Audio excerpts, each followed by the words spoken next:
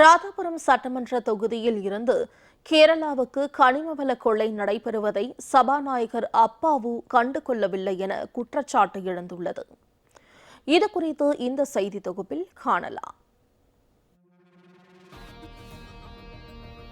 நெல்லை மாவட்டம் ராதாபுரம் சட்டமன்ற தொகுதியில் அனுமதி பெற்று சுமார் 15 கல்குவாரிகள் மட்டும் இருப்பதாக கூறப்படுகிறது. ஆனால் அனுமதியின்றி கிட்டத்தட்ட 100க்கும் மேற்பட்ட கல்குவாரிகள் செயல்பட்டு வருகிறது. ராதாபுரம் மற்றும் அதன் சுற்றுவட்டார பகுதியில் இருந்து தினம்தோறும் ஆயிரக்கணக்கான லாரிகளில் லட்சக்கணக்கான டன்கள் கனிம வள கொள்ளை நடைபெற்று வருகிறது. தினமும் லட்சக்கணக்கான டன் கனிம வளங்கள் இந்த கல்குவாரிகளில் எடுக்கப்பட்டு கேரளாவுக்கு கடத்தப்பட்டு வருவதை கண்டுகொள்ளாமல் உள்ளார் அந்த தொகுதியின் சட்டமன்ற உறுப்பினரும் சபாநாயகருமான அப்பாவு. மலைகளை குடைந்து மலைகளை அனைத்துமே அந்த பாறைகளை வெளி மாநிலங்களுக்கும் வெளிநாடுகளுக்கும் ஏற்றுமதி செய்யறாங்க.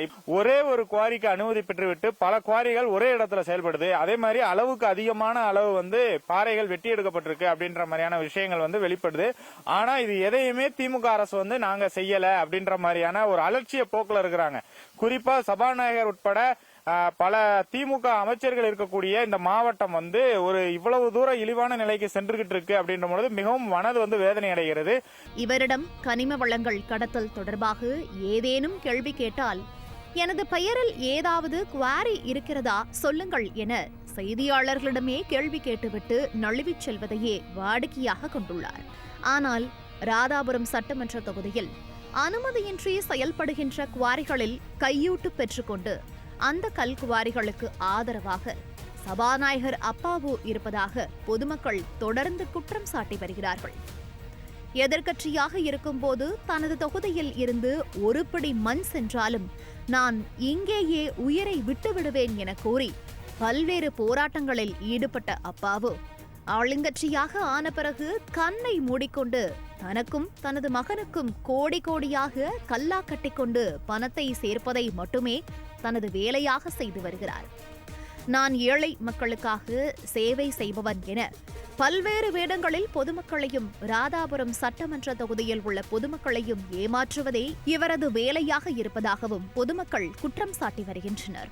அரசு அனுமதி அளித்ததை விட மிக அதிக அளவில் கனிம வளங்கள் கடத்தப்பட்டு வருவதால் பல்வேறு அமைப்பினரும் பல போராட்டங்களை நடத்திவிட்டார்கள். ஆனால் அதற்கான எந்தவித நடவடிக்கையும் இல்லை.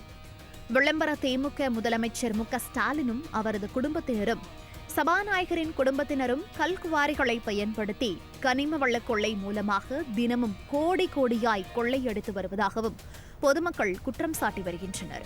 ராதாபுரம் மற்றும் காவல் கிணறு உள்ளிட்ட பல்வேறு பகுதிகளில் 10 சக்கரம் பொருத்திய வாகனங்களில் மட்டுமே இங்கிருந்து கனிம வளங்களை கொண்டு செல்லலாம் என மாவட்ட நிர்வாகமும் மாவட்ட காவல்துறை சார்பிலும் போர்டுகள் வைக்கப்பட்டுள்ளன.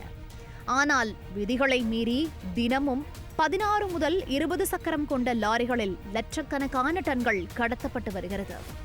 இதனை மாவட்ட நிர்வாகமும் மாவட்ட காவல்துறை கண்காணிப்பாளரும் கண்டுகொள்ளவில்லை என்றும் பொதுமக்கள் குற்றம் சாட்டியுள்ளனர். இதனால் தற்போது ராதாபுரம் அதன் சுற்றுவட்டார பகுதிகளில் உள்ள கனிம வளங்கள் பெரும்பாலும் கொள்ளையடிக்கப்பட்டு விட்டது என்று கூறும் பொதுமக்கள் அரசு நிர்ணயித்ததை விட மிக அதிகமாக சுமார் 300 அடி ஆழத்திற்கு கனிம வளங்கள் கொள்ளையடிக்கப்பட்டுள்ளதாகவும் புகார் தெரிவிக்கின்றனர்.